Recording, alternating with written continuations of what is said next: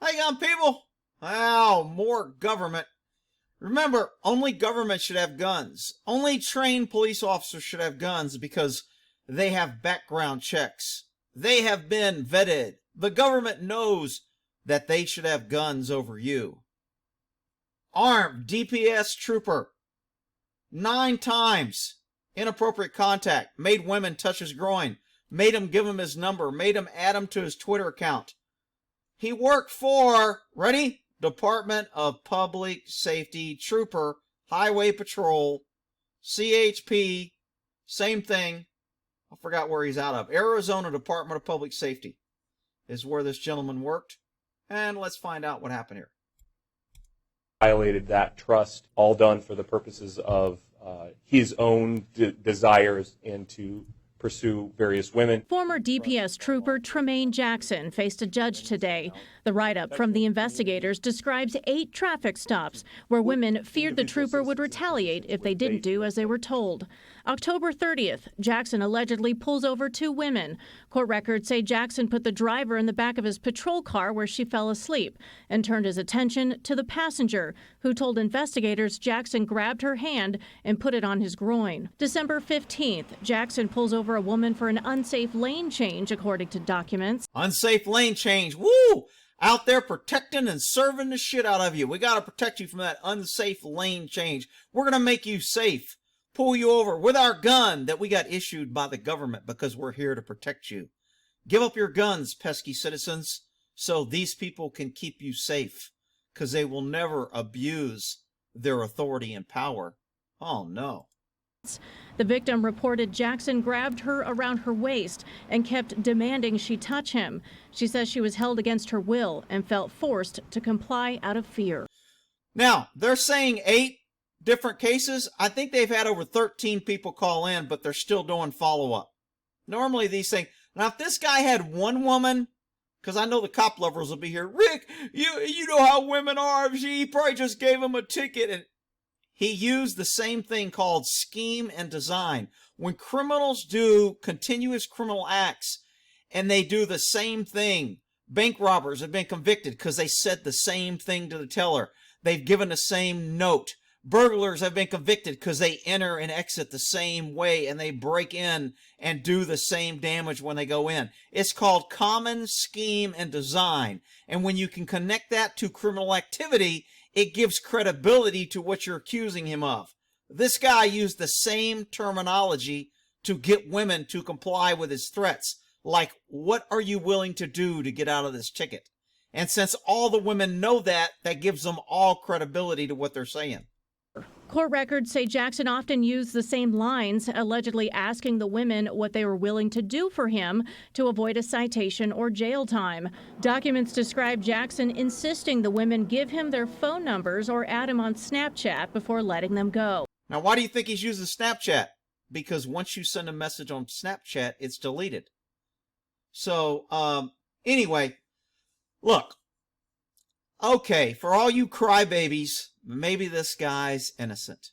And all these 8 or 13 different women got together and all conspired to say he said the same thing to him and did the same thing, all to set this poor, great government employee, non-quota hire, hired because he was the best at his job and was the most great performer and worked for I don't know how long. I think he did 10 years in the Marine Corps and then I think 10 years with the department. I think it says it here. Hang on. Today, Jackson's attorney argued for a low bond, describing Jackson as a Marine Corps veteran who served the Department of Public Safety for more than a decade. Oh, so he did over 10 years. Now, who thinks, raise your hand, if you think the department is going to go back 10 years and contact all the people that he gave tickets to, all the women he gave tickets to. Raise your hand, freaking idiot. Of course they're not. They got 8 women to come forward. They're going to deal with those cases and move on. Government never wants to prove how incompetent they are over 10 years of employment. They're not going to go back and say, how did this guy pass the psych? How come we didn't see this? They're not going to go back and interview employees saying, hey, did you think something was up? Did you ever report this guy? Did you ever want to report this guy? Did you make comments to the sergeant and the sergeant ignored it? Did the sergeant make comments to the lieutenant and captain and did they ignore it? Do you think they're going to do a thorough investigation to identify the incompetence of government for 10 years? Of course not. They're going to claim victory that they caught him because 8 women came forward. He's been aware of this since June. He was placed on administrative leave, did not try to flee, did not contact any of the accusers in this case, and basically has been law-abiding. Tremaine Jackson is being That attorney's such a weasel. He couldn't look up when he was lying. And his big claim to fame is the guy had an ankle bracelet and he didn't violate it. And he was ordered by the court not to contact any victims, and he didn't contact them. Therefore, he's basically been honest. Did y'all catch that? That little slip of the tongue by his attorney, basically? Let's listen to this.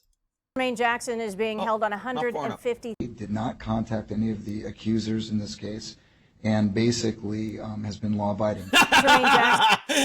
Your Honor, he's basically been law-abiding. Just about everybody in prison has basically been law-abiding except when they got caught and sent to prison. I mean, they were basically law-abiding, Rick. Why are you picking on the attorney? I'm not picking on the attorney. Big dummy. All right. Basically has been law-abiding. Tremaine Jackson is being held on $150,000 bond. If he gets out of jail, he'll be forced to wear an ankle monitor. Carissa Planup for Arizona's Family. Oh, maybe he wasn't out. Maybe he hasn't been wearing. He's been locked up in jail, and they're praising him for not trying to escape and not contacting the victims? Really? That's an achievement in jail? What kind of jail are they running? Does everybody around there try to escape and contact people that they can't or they aren't supposed to? What the? All right, hang on. Here's another one. And in this clip, they're praising the wife for standing by her man. And this reporter, what do they send a pregnant woman out to do a report?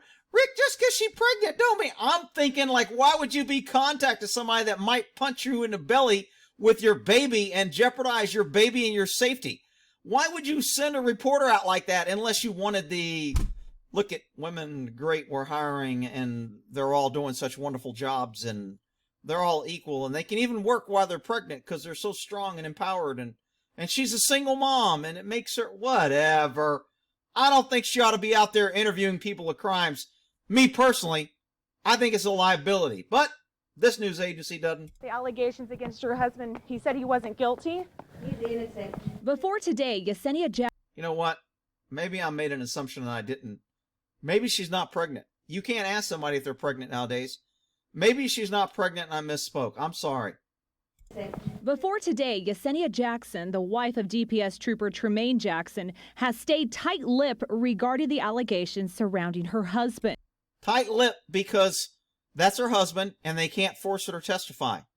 That they've had fights. That she's caught women calling. That she's checked his cell phone. That they've had arguments. She's remaining tight-lipped. Remember, they can't compel the wife to testify against him. But when we caught up with her outside the couple's Buckeye home this morning, she was vocal for the first time. Tremaine, on the other hand, would not come to the door to speak to us. This follows last night. Our crews were there when the 43-year-old walked out of the lower Buckeye jail. We asked him about the very serious accusations against him. Not guilty. Just this week, 7 new potential victims came forward, bringing the total to more than 15. So just in 1 week, 7 new victims, bringing it to 15. Rick, they're all making it up, and he's a police officer, and the job made him lose his hair because it's so stressful and dangerous, and a chihuahua attacked him and he lost all his hair. Whatever, you big dummies.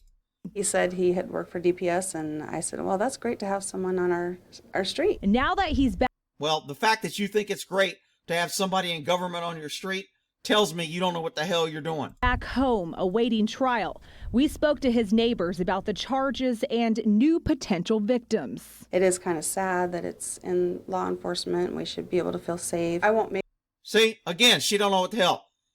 She's shocked that it's in law enforcement and that we should feel safe from law enforcement.